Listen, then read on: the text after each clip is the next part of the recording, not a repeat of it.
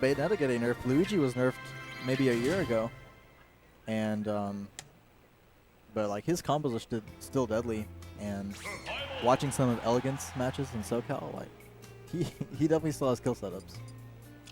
And when we think about Dakpo in particular as a player, I think he's one of the best players that I've met at almost forcing you to choose what you think is a good option and then getting sweet spotted for it. Oh yeah, he loves those misfires and up Bs. Let's get into it. Already we're seeing AeroLink great control of the stage. He's using the back air here to constantly box Dakpo out and prevent him from getting back onto the stage itself. Finally, Dakpo finds the opening, and this is what you touched on before. Luigi gets the grab, gets a great deal of damage. Yep, he's going to need one or two more grabs to make up this lead, though. Oh, that's another thing. Fireballs is a really good tool in this matchup because it forces Bayonetta to jump. And right now, AeroLink is content to just not fight. As I say that, he goes in and gets immediately punished. Right. And elaborate on how the fireballs force the jump. Oh. Or just wait a minute. Dakpo's off stage. Again. Interesting up, down B. This could be scary. Oh. Definitely a misinput there. But Dakpo has a good mentality, so I'd like to see this come back. AeroLink spacing him out. Misspaces that nair. Gives a small punish. And it feels like Dakpo, he needs like that one big read, right? Or that one big moment. But because so much of this game has been flowing in the direction of AeroLink, it ceases to escape how he's going to create that moment. Yeah, I mean, right now, AeroLink only has 13%. That's it. That's the moment. That's the moment. You got to be careful. Luigi's very strong, and he can definitely have the tools to punish that. And it's intriguing as well, given how great the stage control was overall from AeroLink at the very beginning. But the second that he himself was back into the corner, we saw the defensive option come out, and we saw the punish from Dakpo. Yeah, Dakpo, I mean, he died at 59%, and now he's winning. So we're going to have to see AeroLink adjust and figure out a way to just take the win. Here's Dakpo throwing out the fireballs. You're seeing AeroLink with the perfect shields, but if he gets caught in shield too long, there's a great chance Dakpo's going to be coming in with a grab. There we go. Let's see how much he gets with this. Missing the full punish sequence. Yep. Dakpo. You always have to be wary with Bayonetta at the ledge with the fair strings. Great grab. Yeah, just getting in more of the control. Oh, Dakpo! That's it. Such a heads-up play, just What dropping a down. shark.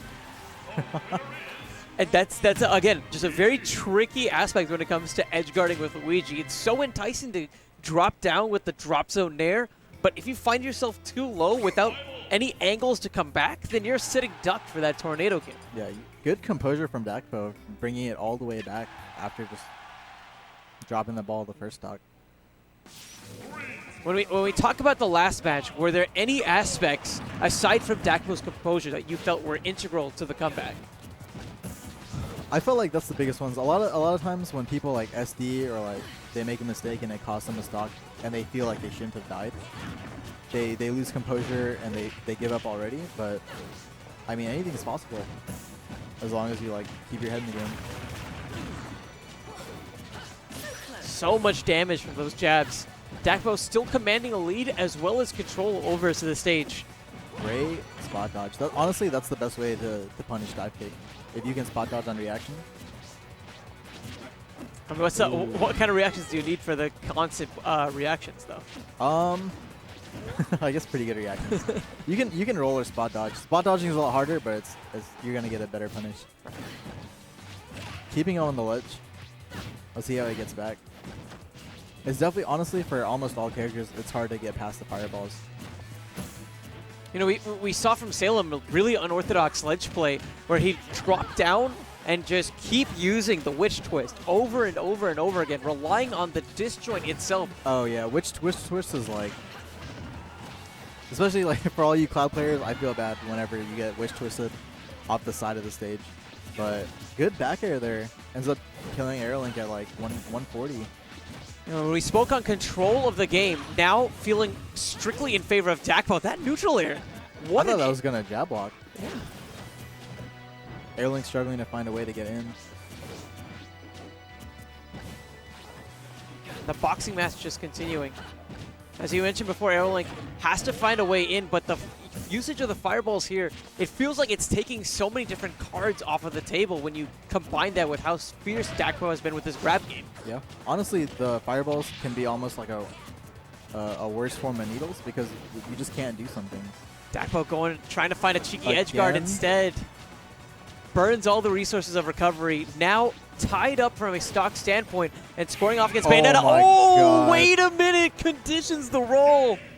Yeah, and ends up finding the perfect punish. That same situation happened, I think, 3 times this set where they'd be near the ledge and Dakpo would start running in, AeroLink would roll away, and Dakpo called him out on it the hardest way he could. He's just, it's what he does, right? He's building a profile of you every time you sit down next to him. And once he has you figured out, there's going to be so many moments where you reflect, how the hell did I get hit by this? Yep.